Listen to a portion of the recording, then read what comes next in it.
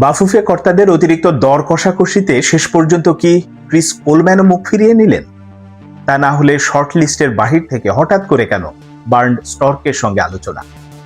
Coach ইস্যুতে আসলে football federation এই মুহূর্তে কি অবস্থায় আছে সেটা নিয়ে বিস্তারিত বলার চেষ্টা করব, আশা করি শুনবে। শুরুতে যদি এক কথায় বলি যে কোচ ইস্যুতে ফুটবল ফেডারেশন কি অবস্থায় আছে, এক কথায় সেটা হচ্ছে লেজে গবরে অবস্থার মধ্যে আছে, কোনো সিদ্ধান্ত নিতে পারছেন না।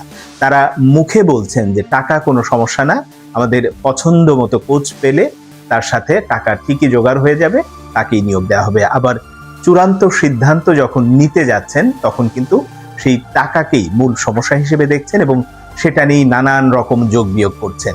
এবং ওখান থেকেই শুরু হয়েছে মূলত ক্রিস কোলম্যানের সাথে আপত্তি বিপত্তি যাই বলি না কেন সেটাই।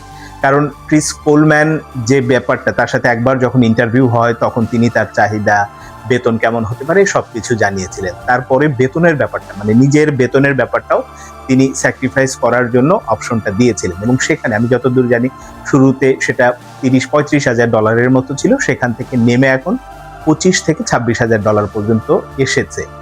এখন আবার ফুটবল ফেডারেশন শুধুমাত্র সেই বেতন ইস্যুতে না, তার আনুষঙ্গিক যে চাহিদাগুলো আছে সেগুলো নিয়েও আরো খানিকটা দর কষাকষি করতে চায় এবং সেই জায়গাটাতে আসলে এরকম প্রফেশনাল কোচ, শুধু ক্রিস কোলম্যান না, ইউরোপের এরকম সর্বোচ্চ পর্যায়ে যারা কাজ করেন বা করেছেন তাদেরকে আপনি এত সহজে পাবেন না বা এত বারবার আলোচনার সুযোগ তারা দেবে না। তাদের নিজস্ব একটা স্ট্যান্ডার্ড আছে, হয়তো কোথাও চাকরি হবে না, চাকরি করবে না, কিন্তু ওই স্ট্যান্ডার্ডটা তিনি ধরে রাখার চেষ্টা করবেন এবং সেখান থেকেই আসলে ক্রিস কোলম্যান তার এজেন্টের মাধ্যমে যে চাহিদাগুলো, যে বেতনের কথা সর্বশেষ জানিয়েছেন, ফুটবল ফেডারেশন হয়তো আবারও খানিকটা দর কষাকষির মতো করে যে আর একটু কমানো যায় কিনা, অনেকটা মাছ কেনার মতো, যে একবার গেলাম গিয়ে বললাম যে ভাই 50 টাকা দেবো, কিছুক্ষণ পর ঘুরে ফিরে এসে বললাম 45 টাকা দেবো, আবার বললাম যে 40 টাকা দেবো।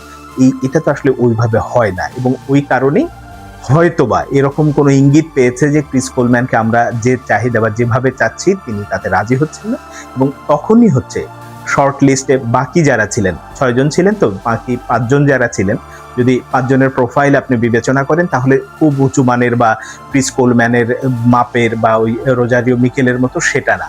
তখনই হচ্ছে এই শর্ট লিস্টের বাহির থেকে গিয়ে জার্মানির বার্ন স্টর্কের সঙ্গে হঠাৎ করে আলোচনা করেছে এবং সেই আলোচনাও যে ফলপ্রসূ হয়েছে বা ইতিবাচক কোনো সিদ্ধান্ত এসেছে ব্যাপারটা তা না, সেখানেও তার সাথে আসলে কথাবার্তা চলছে এবং তিনিও হাই প্রোফাইল কোচ, ফলে তাকেও যে পাওয়া যাবে ব্যাপারটা আসলে এত সহজ না। কিন্তু ফুটবল ফেডারেশন সিদ্ধান্ত এখনো নিতে পারেননি কারা তাকে আসলে নেবে।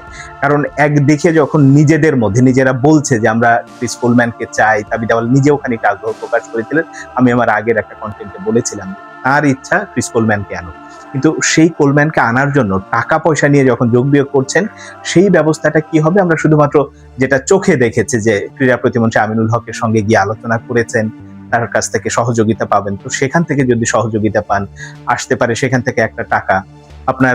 আমি এর আগে একটা প্রস্তাব করেছিলাম যে চুক্তি, মানে কিট স্পন্সর হিসেবে যেটা দৌড়ের সঙ্গে চুক্তি আছে ওই চুক্তি বাতিল করে নতুন কোম্পানিকে আনলে সেখান থেকে আপনি টাকা আর্ন করতে পারেন, সেটা কোচের পেছনে বিনিয়োগ করতে পারেন বা ন্যাশনাল টিম বয়সভিত্তিক দলগুলোর প্রতি বিনিয়োগ করতে পারেন, সেটা হতে পারে।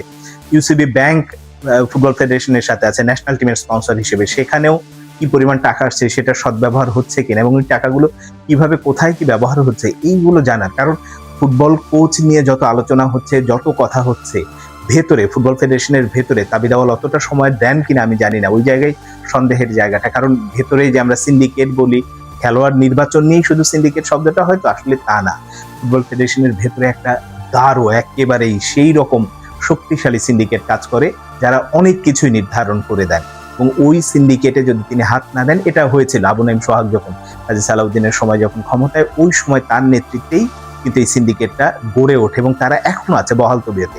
তাবিদ আওয়াল আসার পরে যে খুব বেশি চেঞ্জ করেছেন ওই কর্মকর্তা কর্মচারীদের তেমন না, ফলে ওই ভেতর থেকে ওই সিন্ডিকেটটা আলাদাভাবে কাজ করার জন্য অনেক কিছু সিদ্ধান্ত নিতে পারেন না বা তিনি নেন না, নিতে পারেন চাইলে তিনি নিতে পারেন, এখন নেবেন কিনা।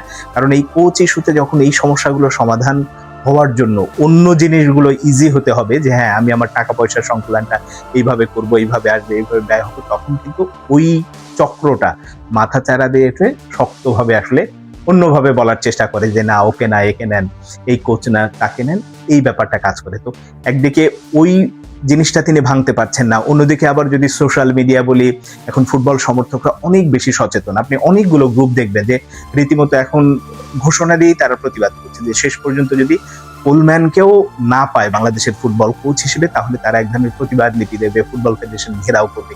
এই যে একটা প্রেশার আছে, সেই প্রেশারটাও কিন্তু কাজ করছে। এখন দেখা যাক শেষ পর্যন্ত আসলে কি সিদ্ধান্ত নেয়। আমি যখন কথা বলছি বাংলাদেশ সময় সকাল হয়েছে, বিকেলে সম্ভবত ন্যাশনাল টিমস কমিটির আর একটা মিটিং আছে। ওই মিটিং আসলে চূড়ান্ত কোনো সিদ্ধান্ত নিতে পারেন কিনা তাবিদ আওয়ালরা। কারণ আমার মনে আছে এই ন্যাশনাল টিমস কমিটির সর্বশেষ মিটিং, তার আগেরটা যখন হলো 25 প্রথম শর্ট লিস্ট নিয়ে যখন বসলো, ওই দিনে কিন্তু আমি বলেছিলাম যে, তারা বলেছিল, আমিরুল ইসলাম বাবু ঘোষণা দিয়েছিলেন যে 3 দিনের মধ্যে কোচ চূড়ান্ত করে ফেলবে।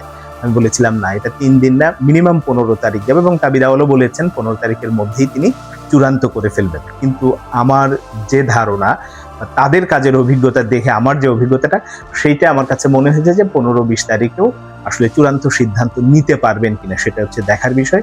কিন্তু মূল দুশ্চিন্তার জায়গা ওইখানেই, যদি ক্রিস কোলম্যান আসলে এরকম অতিরিক্ত দর কষাকষির কারণে মুখ ফিরিয়ে নেয় রোজারিও মিকেলের মতো। রোজারিও মিকেল তো আসলে তাকে সিদ্ধান্ত সঠিক সময় দিতে পারেননি জন্য তিনি নিজের মতো করে পথ খুঁজে নিয়েছেন। এবার যদি ক্রিস কোলম্যানে চলে যায়, বাংলাদেশ ফুটবল ফেডারেশনের হাতে কিন্তু অপশন আর সেভাবে থাকে না, কারণ তখন বার্ন স্টর্কও হয়তো কোনো দাবি দেওয়া বা তার নিজস্ব চাহিদা যদি দিয়ে বসে, তাকেও পাওয়া হবে না। শেষ পর্যন্ত হয়তো ওই কাবরেরার মতোই আরেকজন, মানে যদুমধু যে কোনো একজনকে নিয়ে এসে ফুটবলের কোচ হিসেবে দাঁড় করিয়ে দেয়। সেটা যদি হয়, ফুটবলের জন্য সত্যিকার অর্থে একটা দুর্ভাগ্যজনক অধ্যায় হবে। কারণ আমরা ওই কাবরেরা যুগ থেকে নতুন ভাবে শুরু করার জন্য একটা অপেক্ষায় আছি, ফুটবল প্রেমীরা অপেক্ষায় আছে। সেই কাজটা যদি ফুটবল ফেডারেশন করতে না পারে, এটা তাবিদ আওয়ালের চূড়ান্ত ব্যর্থতা হিসেবেই বিবেচিত হবে।